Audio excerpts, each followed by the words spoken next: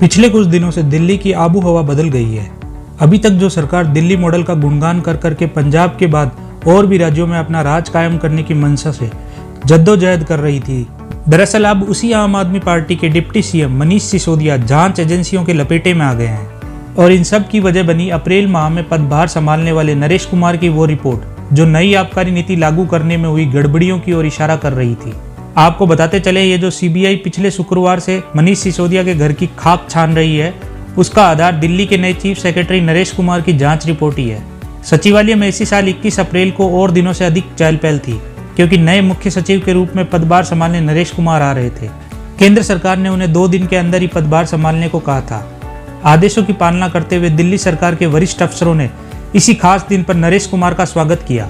हालांकि इस बात का इल्म किसी को भी नहीं था कि जो शख्सियत मुख्य सचिव का पदभार ग्रहण करने आई है, वो दिल्ली सरकार में भूचाल ला सकती है। जैसे ही नरेश कुमार ने काम संभाला, उन्हें सबसे पहले दिल्ली की नई आबकारी नीति पर रिपोर्ट तैयार करने को कहा गया। जी हाँ, वही आबकारी नीति जिसकी मुख्य सचिव के पदभार ग्रहण करने के समय खूब चर्चाएं थी। नरेश कुमार ने उस फाइल को छानना शुरू किया। फाइल के एक एक शब्द को पढ़कर पूरा खेल समझा, डोजियर तैयार किया और उप राज्यपाल की टेबल पर नई नीति को लागू करने में हुई गड़बड़ियों की फाइल पहुंचा दी। उप राज्यपाल वीके सक्सेना ने फाइल को देखने के बाद सीधे सीबीआई जांच के आदेश दे दिए।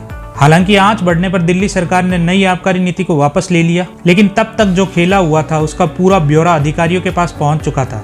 नरेश कुमार की जांच रिपोर्ट में लगाए गए आरोपों को बेहद गंभीर मानते हुए उप राज्यपाल ने सीबीआई जांच की सिफारिश कर दी और इसी को आधार बनाकर सीबीआई द्वारा डिप्टी सीएम मनीष सिसोदिया समेत 15 के खिलाफ छापेमारी की गई। यह जांच रिपोर्ट दिल्ली की अरविंद केजरीवाल सरकार के गले की फांस बन गई है, क्योंकि न निगलते बन रहा है न उगलते। आइए समझते हैं मुख्य सचिव नरेश कुमार की रिपोर्ट में क्या है। मनीष सिसोदिया के निर्देश पर एक्साइज विभाग ने एयरपोर्ट जोन L1 बिडर को 30 करोड़ रुपए रिफंड करने का निर्णय लिया।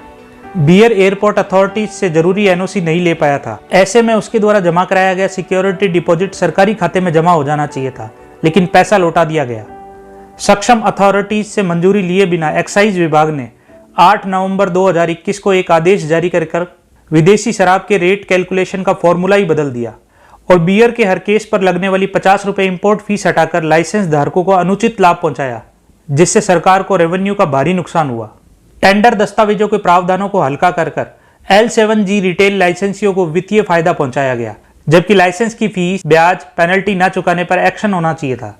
सरकार ने दिल्ली के अन्य व्यवसायियों के हितों को दरकिनार करते हुए केवल शराब कारोबारियों को फायदा पहुंचाने के लिए कोविड काल में हुए नुकसान की भरपाई के नाम पर उनकी 144 करोड़ 36 लाख की लाइसेंस फीस तक माफ कर दी, जबकि टेंडर दस्तावेजों में ऐसे किसी आधार पर शराब विक्रेताओं को लाइसेंस फीस में इस तरह की छूट या मुआवजा देने का कोई प्रावधान नहीं है। सरकार ने बिना किसी ठोस आधार के और किसी के साथ चर्चा किए बिना नई पॉलिसी के तहत हर वार्ड में शराब की कम से कम 2 दुकानें खोलने की शर्त टेंडर में खत्म कर दी। बाद में एक्साइज विभाग ने सक्षम अथॉरिटीज से मंजूरी लिए बिना नॉन कन्फर्मिंग वार्ड्स के बजाय कन्फर्मिंग वार्डों में लाइसेंस धारकों को अतिरिक्त दुकान खोलने की इजाजत दे दी।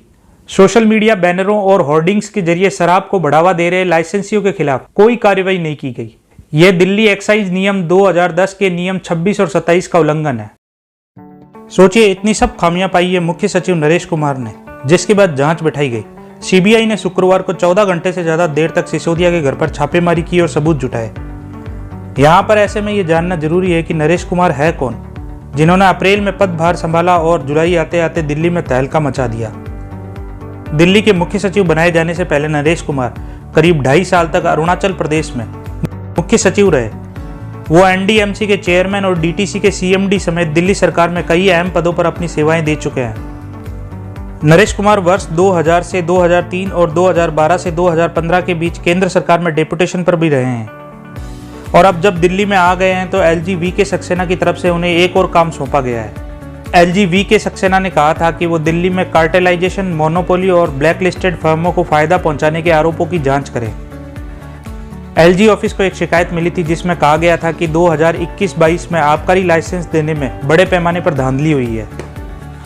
अब इस धांधली का पूरा कच्चा चिट्ठा निकलकर सामने भी आने लगा है। वैसे दिल्ली में दिल्ली की सत्ता पर विराजित आम आदमी पार्टी में खलबली मचाने वाले मुख्य सचिव नरेश कुमार के बारे में यह सब जानने के बाद उनकी कार्यशैली और दिल्ली सरकार में डिप्टी सीएम मनोज सिसोदिया पर हो रही कार्रवाई के बारे में आपके क्या विचार है, हमें कमेंट करके जरूर बताएं।